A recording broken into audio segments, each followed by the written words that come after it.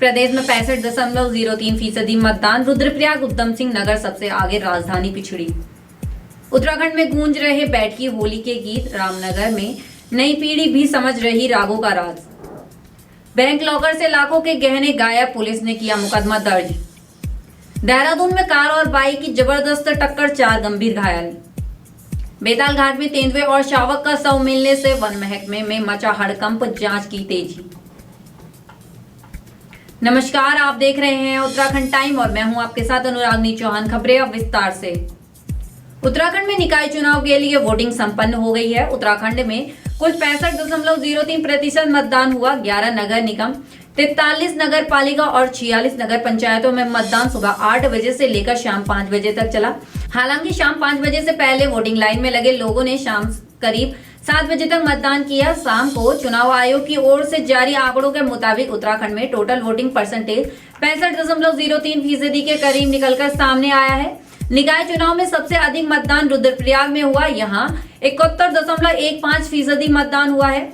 इसके बाद उधम सिंह नगर में 70.6% मतदान, जबकि तीसरे नंबर पर रहा नैनीताल, जहां 69.78% मतदान हुआ। इसके बाद बागेश्वर में 67.19% मतदान हुआ। आंकड़ों के मुताबिक अल्मोड़ा में 63% मतदान, चमोली में 67.64%, चंपावत में 64%, देहरादून में 55%, हरिद्वार में 65%, पौड़ी गढ़वाल में 67.05%, पिथौरागढ़ में 64.75%, टिहरी गढ़वाल में 61.8%, उत्तरकाशी में 61% मतदान हुआ।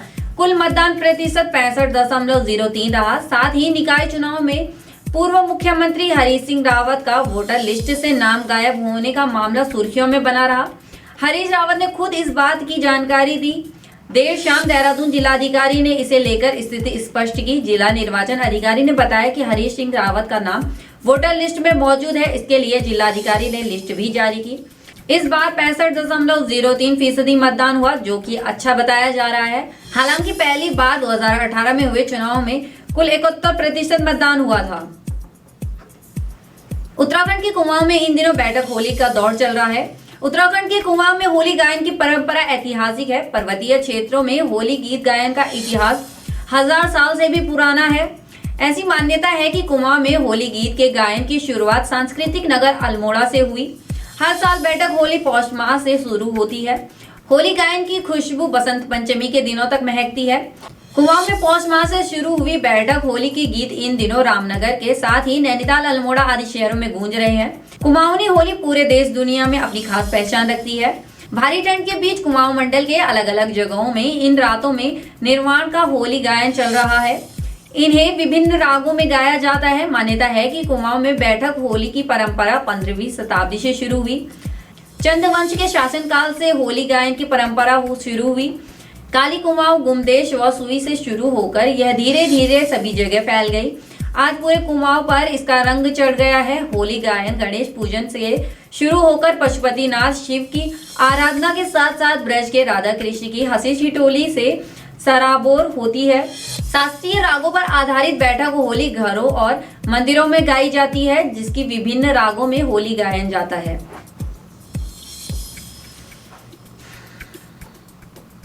देहरादून कोतवाली डालनवाला क्षेत्र के अंतर्गत एक मुख्य शाखा के लॉकर में रखा लाखों रुपए का सोना चांदी गायब हो गया। बुजुर्ग महिला के बेटे द्वारा जब अपनी गहनों के लिए बैंक के चक्कर काटे तो उन्हें गहने नहीं दिए गए। बुजुर्ग महिला ने एसएसपी को शिकायत की है। एसएसपी के निर्देशों पर कोतवाली डालनवाला में वर्तमान शाखा प्रबंधक, क्षेत्रीय प्रबंधक, अन्य सहकर्मी और पूर्व प्रबंधक के खिलाफ मुकदमा दर्ज कर लिया गया है, जिसके बाद पुलिस मामले की जांच कर रही है। बता दें कि 86 वर्षीय सुशीला देवी ने एसएसपी को शिकायत दर्ज की है कि साल 1995 में एक बैंक के ओल्ड सर्वे रोड पर स्थित मुख्य शाखा में अपने और अपने बेटे के नाम से बचत खाता खोलने के लिए संपर्क किया था। बैंक कर्मचारी ने उन्हें बताया था कि लॉकर की सुविधा ले लीजिए, इसमें उनके गहने सुरक्षित रहेंगे। हामी भरने के बाद उन्हें लॉकर नंबर 38 दिया गया और एक चाबी भी दी गई। साल 1995 से साल 2018 के बीच उन्होंने पूर्व प्रबंधक के सामने गहने और अन्य दस्तावेज लॉकर में रखे। इस दौरान पीड़ित लगातार लॉकर का संचालन करती रही और वर्तमान में लॉकर में करीब 55 लाख रुपए के सोने के गहने और 1 लाख रुपए के चांदी के गहने रखे थे।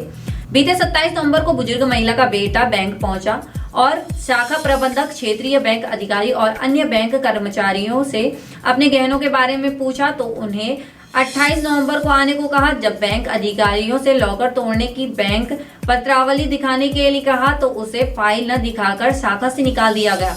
29 नवंबर को जब वह फिर बैंक गया तो बैंक अधिकारियों ने गहने न होने की बात कही, साथ ही कहा कि उनके गहने चोरी हो गए हैं। उसके बाद पीड़ित ने 12 दिसंबर 2024 को बैंक अधिकारियों को कानूनी नोटिस भेजा, लेकिन उन्होंने इसका कोई उत्तर नहीं दिया। कोतवाली डालनवाला प्रभारी मनोज मेनवाल ने बताया कि पीड़ित की तहरीर के आधार पर वर्तमान शाखा प्रबंधक बैंक ऑफ बड़ौदा, क्षेत्रीय प्रबंधक और अन्य सहकर्मी समेत पूर्व प्रबंधक के खिलाफ मुकदमा दर्ज कर लिया गया है। पुलिस मामले की जांच कर रही है। देहरादून थाना नेहरू कॉलोनी क्षेत्र के अंतर्गत बीती देर रात मोहकमपुर फ्लाईओवर के पास कार और बाइक की जबरदस्त टक्कर हो गई। टक्कर इतनी जबरदस्त थी कि कार के परकच्चे उड़ गए। सूचना मिलने के बाद पुलिस मौके पर पहुंचकर घायल कार सवार 3 युवकों और बाइक सवार को इलाज के लिए अस्पताल भेजा, जहां चारों युवकों का इलाज चल रहा है। फिलहाल पुलिस अग्रिम कार्यवाही कर रही है। नैनीताल जिले के रामनगर वन प्रभाग के बेतालघाट ब्लॉक में संदिग्ध हालत में एक गुलदार और उसके शावक का शव मिला है। गुलदार और उसके शावक का शव मिलने की सूचना के बाद वन विभाग में हड़कंप मच गया है। मौके पर पहुंची वन विभाग की टीम ने दोनों के शव को कब्जे में लेकर रानीबाग रेस्क्यू सेंटर भेज दिया है। वहीं दोनों की मौत के कारणों का पता पोस्टमार्टम रिपोर्ट के बाद ही चल सकेगा। बताया जा रहा है कि बेतालघाटी ब्लॉक के धनियाकोट में सफेद पहाड़ी में लदे गदेरे में ग्रामीणों ने गुलदार और उसके शावक का शव देखा। ग्रामीणों ने तत्काल इसकी सूचना वन विभाग के कर्मचारियों को दी। सूचना पर वन विभाग के कर्मचारी मौके पर पहुंचे और शावक को कब्जे में लेकर जांच पड़ताल के लिए और पोस्टमार्टम के लिए भेज दिया। वन रेंजर मनोज भगत ने बताया कि पोस्टमार्टम रिपोर्ट से मौत के असली कारण सामने आ सकेंगे। प्रथम दृश्य में आशंका जताई जा रही है कि आपसी संघर्ष में उनकी मौत हुई होगी। फिलहाल दोनों की जांच के लिए बरेली और देहरादून लैब भेजा जा रहा है।